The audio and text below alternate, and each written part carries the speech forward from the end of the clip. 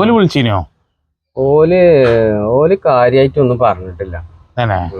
നമുക്ക് വേറൊരു ടീമുണ്ട്, അത് നോക്കിയാലോ? ഉണ്ടല്ലേ. ഞമ്മക്ക്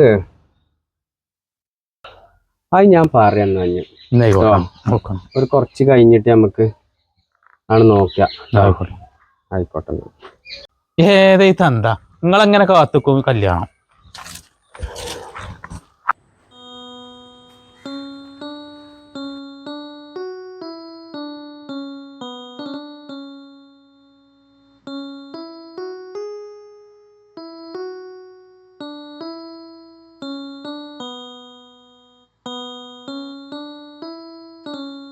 എന്തൊക്കെ മോനൊക്കെ വർത്താനങ്ങള്? കൊറേ ആയിട്ടങ്ങളെ കണ്ടിട്ട്. ഞാൻ എങ്ങോട്ടും പോകലില്ല. പിന്നെ എന്തൊക്കെ ചെറുക്കന്റെ വർത്താനൊക്കെ? ചെറുക്കന് കല്യാണാലോചനൊക്കെ ഉണ്ടെന്ന് ഇങ്ങനെ പറയുന്നത് എന്തായി? അതിന്റെ കാര്യം പറയാൻ വേണ്ടി വന്ന തന്നെയാണ് ഇപ്പൊ ഞാൻ. കൊറേ ദിവസമായി നിങ്ങളൊന്ന് കാണണം കരുതിയിട്ട് ഇങ്ങനെ. കല്യാണൊക്കെ ഇപ്പൊ ഒരുപാട് വന്ന്. അപ്പൊ വരുന്നവർക്കൊക്കെ അല്ല കുഴപ്പം എന്താ വെച്ചാല് ഞാനും ഓനും ഒറ്റക്കാണല്ലോ ഇപ്പൊ അവിടെ. അതൊന്നും ഉമ്മല്ലാത്തിന്റെ പ്രശ്നം. പിന്നെ ഞമ്മളെ പെരയും കുടിയും അതിപ്പോ ആ പഴയ കോലത്തിൽ തന്നെ കിടക്കണല്ലോ.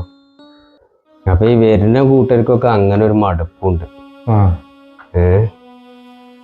ഞാൻ ഇപ്പൊ കുട്ടീനെ ഇതൊന്നും അറിയിച്ചിട്ടില്ല. ഓനിപ്പോ അതൊക്കെ കേട്ട അല്ലെങ്കിൽ തന്നെ ഓനിങ്ങനെ സങ്കടപ്പെട്ട് കുത്തിരിക്കണ ആ പരിപാടിയാ. അപ്പൊ ഇനിയിപ്പൊ ഞാൻ ഇതൊക്കെ പാടെ ഓനോട് പറഞ്ഞുകാണ്ട് ഇടങ്ങാറാക്കേണ്ടത്. ഞാൻ ഓനോടൊന്നല്ല ആരോടും പറഞ്ഞിട്ടില്ലേ. ഇഞ്ച കുട്ടി ഇപ്പൊ നയിച്ചു കൊണ്ടുവരായിട്ടൊന്നല്ലല്ലോ.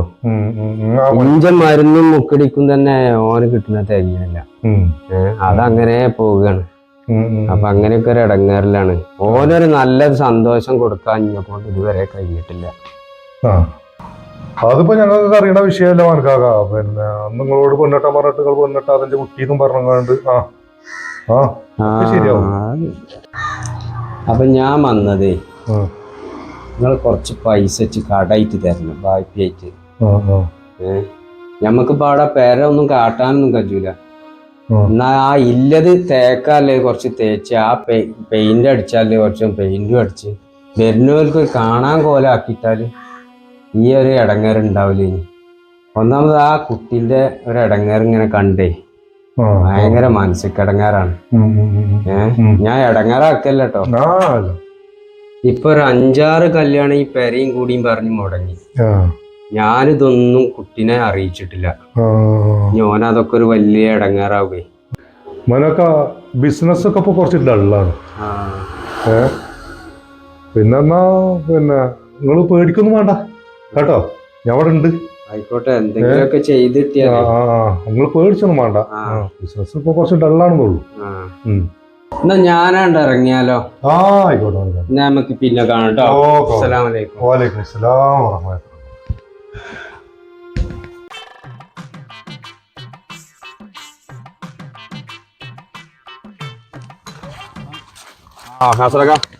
ഞാൻ നിങ്ങളെ തെരഞ്ഞെടുക്കുന്നേ. ഞങ്ങള് സംസാരിക്കാൻ ഞാൻ പോട്ടെ.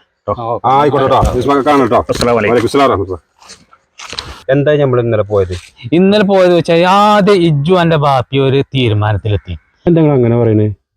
എന്റെ കാര്യത്തിലൊന്നും എന്റെ വാപ്പാക്ക് ഒരു താല്പര്യം അല്ലെങ്കായി ഇജ്ജ് ഇങ്ങനെ പൊട്ടനായി കണ്ടു കിടന്നു.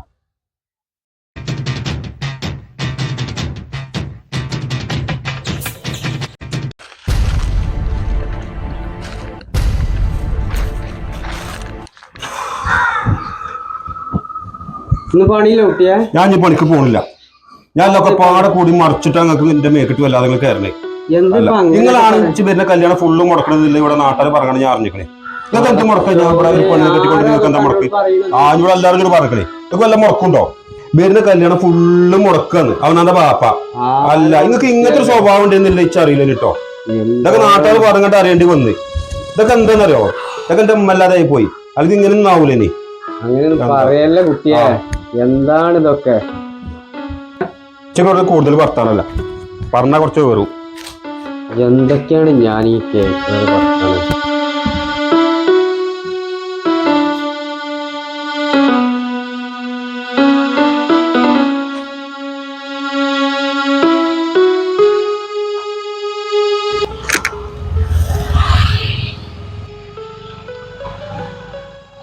നിസാറേ എന്നിട്ട് എന്താ ഇവിടെ ഇരിക്കണത്?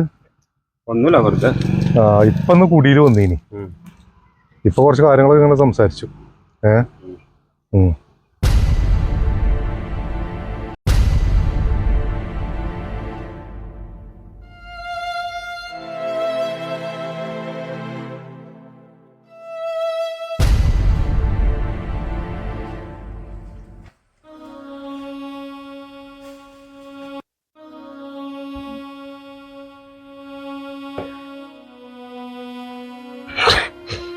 ആയുഷോ കേട്ടില്ലേ?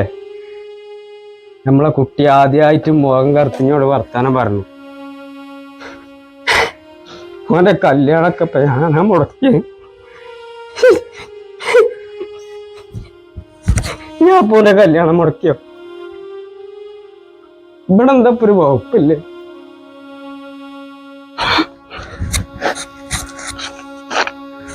ഞാനൊരു കുട്ടീനെ അങ്ങോട്ട് കൊണ്ടിട്ടുണ്ടെങ്കിൽ അതിനൊരു സെറ്റപ്പ് ഇവിടെ ഉണ്ടാകണ്ടേ? അനക്കിപ്പോ അതൊന്നും അറിയണ്ട. നേരത്തെ കാലത്ത് പോയില്ലേ?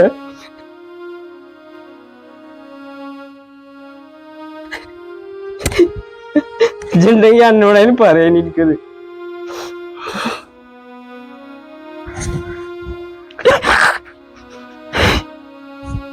ഇമ്മാരാ സ്നേഹത്തോടെ പറയുമ്പോൾ അതിനൊക്കെ ഒരു വിലയുള്ളൂ.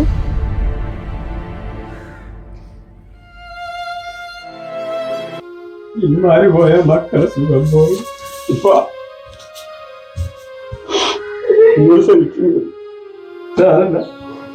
ഇപ്പാരെ വിട്ടുകാരെ പറഞ്ഞപ്പോൾ ഇപ്പൊ പെട്ടെന്ന് തളർന്നാളാ.